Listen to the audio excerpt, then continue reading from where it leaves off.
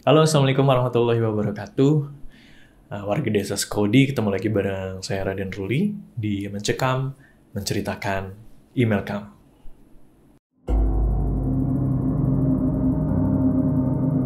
Do you see what I see? Exclusive on Spotify. Download Anchor untuk bikin podcastmu gratis.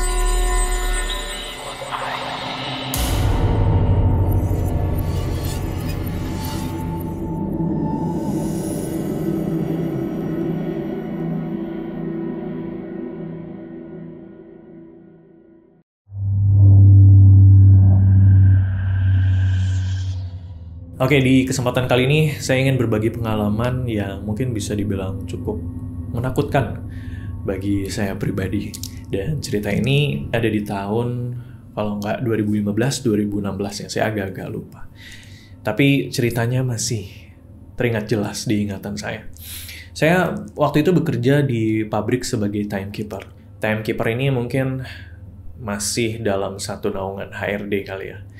Jadi saya ini mengurus ya surat menyurat karyawan ya, kayak urusan jam sostek, kemudian uang lembur, gaji karyawan, dan sebagainya. Dan termasuk kalau ada yang sakit, masuk rumah sakit atau kecelakaan kerja, itu menjadi pekerjaan seorang timekeeper. Suka dukanya banyak. Yang sukanya ya tentunya saya bisa dapat uang lebih karena timekeeper ini pulangnya malam ya, jadi nunggu pekerja yang lain pulang dulu. Dan datangnya pun pagi-pagi sebelum karyawan pada datang. Jadi udah mah datangnya pagi, pulangnya paling larut. Itu dukanya. Dan setiap timekeeper pasti punya ceritanya masing-masing. Dan saya punya cerita yang horor menurut saya, menyeramkan. Dan cerita ini berlangsung pada saat itu ketika di pagi hari terjadi kecelakaan kerja. 2 karyawan kami meninggal dunia saat itu. Jatuh dari lantai atas. Berdebum begitu saja ke bawah, dan 1 orang meninggal dunia di tempat. 1 orang lagi meninggal dunia ketika dilarikan ke rumah sakit dan ditangani oleh dokter. Yang dibawa ke rumah sakit dan meninggal dunia ini namanya Pak Doyok. Beliau adalah salah satu rekan kerja yang cukup banyak teman di pabrik kita. Karena orangnya cheerful, ceria, kerjanya semangat sekali. Jadi menginspirasi kita juga untuk bekerja keras. Tapi di sisi lain, di balik dia memeras keringat, ternyata ada salah satu anaknya yang memang sakit dan harus butuh banyak biaya pengobatan. Pak Doyok, kalau di pikiran teman-teman semua, berbadan kurus, berkumis gitu ya. Seperti layaknya Doyok dalam sebuah karakter yang terkenal itu. Tapi Pak Doyok yang ini beda. Pak Doyok ini berusia 50 tahun, memiliki badan yang gempal dan perut yang buncit ya. Jadi sama sekali berbeda Pak Doyok yang ini. Pak Doyok tinggal di seberang pulau dan sangat disayangkan banget waktu itu saya tidak sempat mengantar jenazah beliau untuk pulang ke kampung halamannya. Karena banyak banget yang harus saya urusin. Surat menyurat Pak Doyok ya secara administrasi, baik itu jam sostek, ketenaga kerjaan, dan santunan-santunan yang secepatnya saya proses agar bisa diterima keluarganya di seberang pulau sana. Akhirnya 1 minggu pun berlalu, 7 hari sepeninggal Pak Doyok. Kami, teman-teman di pabrik, merasa sangat kehilangan ya. Karena biasanya ada canda ceria Pak Doyok, kini sangat sepi sekali rasanya. Apalagi kalau makan siang. Biasanya saya makan siang bareng Pak Doyok. Dan ya berbagi cerita, bercanda, lepas gitu ya, tertawa dan menghilangkan stres pekerjaan.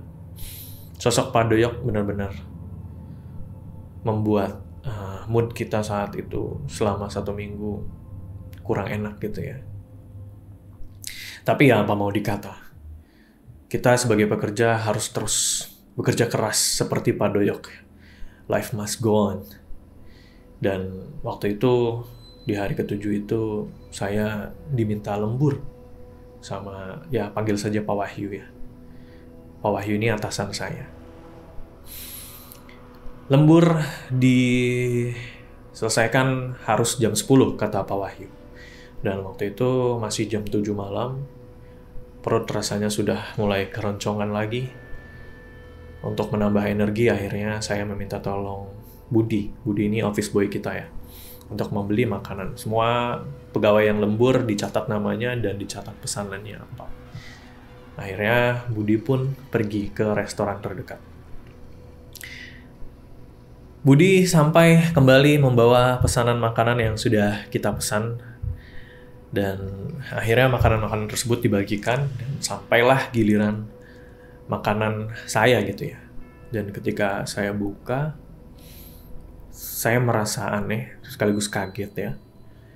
Karena yang saya pesan itu tidak sesuai dengan yang saya tulis gitu ya. Yang datang ini tidak sesuai dengan pesanan yang saya tulis. Yang datang ini adalah bebek goreng, sambal kecap, di mana sebenarnya sambal kecap ini tidak umum ya dimakan maksudnya dipesan di restoran tersebut. Sambal kecap ini tidak umum, dengan bebek bakar dan daun singkong yang melebihi porsi biasanya. Dan kalau teman-teman tahu, pesanan itu adalah pesanan yang biasa dipesan oleh Pak Doyok. Iya, sambal kecap, bebek bakar, dan daun singkong yang banyak. Saya tentunya kaget dan protes ke Budi. Bud, gimana sih kok pesanan saya datangnya kayak gini? Coba dilihat lagi deh catatan yang udah kita tulis. Dan saya pun diperlihatkan catatannya. Dan benar, tulisan di catatan itu, saya tuh pesan paha ayam ya, paha ayam bakar sama lalap doang gitu. Nggak yang aneh-aneh juga gitu. Tulisannya sesuai, tapi kenapa datangnya begini gitu. Tapi ya, sudahlah. Akhirnya saya makan dengan, ya nggak selera ya. Apalagi mengingat, bukan nggak bersyukur atau gimana, tapi kalau makan mengingat temen yang udah nggak ada tuh gimana gitu. Ya sudahlah, akhirnya saya makan, semua selesai, dan kita kembali bekerja. Sampailah jam 10 malam. Semua pekerja diwajibkan untuk berhenti dari pekerjaannya. Dan Pak Wahyu juga udah bilang ke saya, "Tak, itu pekerja-pekerja lapangan disuruh berhenti aja udah jam 10. Oh iya Pak, siap.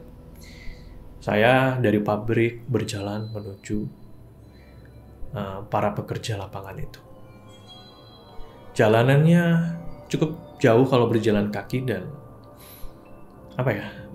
lampunya agak temaram ya, jadi agak gelap-gelap gimana gitu, dan bulu kuduk saya pun berdiri karena nggak tahu kenapa. Saya berjalan ke arah kerja pabrik dan beberapa di antaranya memang sudah bersiap-siap untuk pulang, sudah bergegas karena mungkin mereka tahu sudah waktunya untuk pulang jam 10 malam. Akhirnya saya minta mereka semua untuk pulang, mereka bergegas pulang, saya mengikuti mereka dari belakang berjalan. Tapi di sini mulai terasa keanehan. Kembali bulu kuduk saya berdiri dan di belakang saya mendengar suara laki-laki yang seperti berbicara sendiri, tapi entah ya kata-katanya apa. Suaranya tuh jauh gitu. Dan saya menghentikan langkah saya, dan suaranya tiba-tiba mendekat dan berkata seperti ini. "Tak, kamu makan nasi saya ya?" Wah, saya langsung merinding banget tuh waktu itu.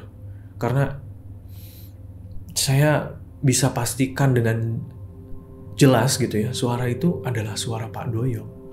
Saya terpaku waktu itu, dan saya seperti nggak sadar kalau Pak Doyok tuh udah meninggal gitu. Saya menjawab pertanyaan itu dengan bergetar gitu. Iya Pak, maaf Pak, Bapak belum makan ya? Saya menjawab tanpa menoleh ke belakang gitu. Tapi tidak ada jawaban balik. Dan karena tiba-tiba saya mengingat Pak Doyok sudah meninggal dunia, saya bergegas untuk cabut gitu ya, lari tanpa melihat ke belakang. Dan sudah cukup jauh, saya pun menoleh ke belakang dan ternyata tidak ada siapa-siapa. Wah, saya kembali ke pabrik dan menghela nafas sambil baca bacaan ayat-ayat yang saya hafal gitu ya. Saya masuk ke gedung pabrik. Di sana sudah sepi ya, hanya ruangan saya, dan di ruangan saya pun hanya ada Pak Wahyu.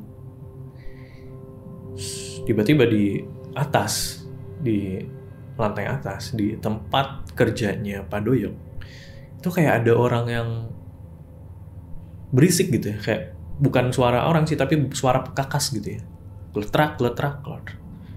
Waduh, itu kan ruangan Pak Doyok gitu ya. Udah deh, saya masuk ke ruangan saya, dan ketika masuk di situ ada Pak Wahyu. Pak Wahyu kayaknya udah ngantuk banget ya. Pak Wahyu tuh dia kepalanya tiduran di meja gini gitu. Saya mau bangunin nggak enak, udah biarin aja deh. Saya sambil rapihin laporan saya aja dulu. Gitu. Dan meja saya ini membelakangi Pak Wahyu gitu. Ya sudah. Akhirnya saya memberesin laporan, ketik-ketik, buka daftar karyawan, scroll nama karyawan yang lembur gitu ya, saya checklist-checklistin.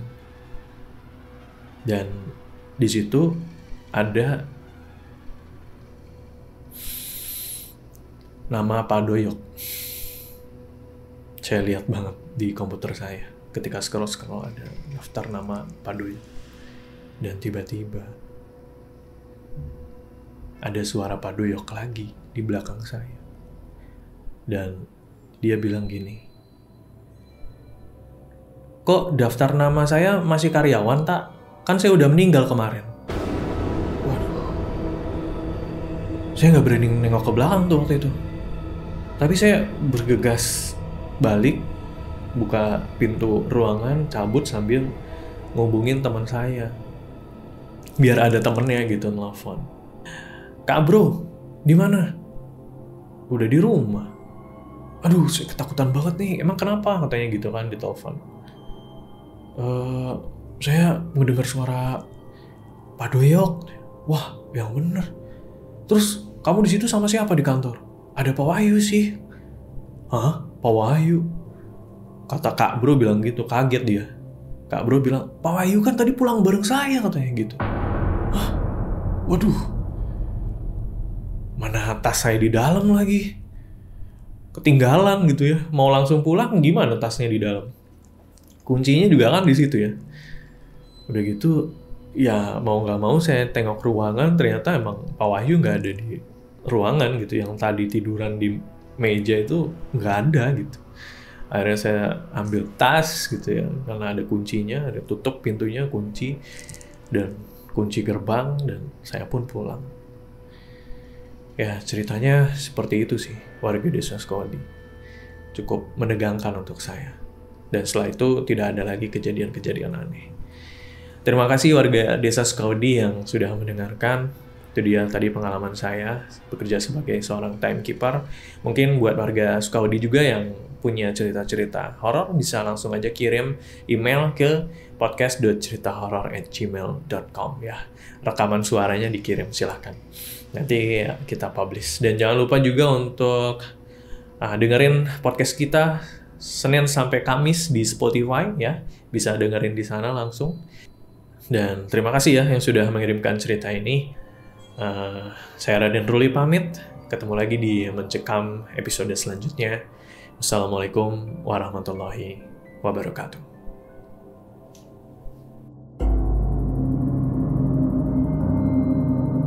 Do you see what I see? Exclusive on Spotify. Download Anchor untuk bikin podcastmu gratis.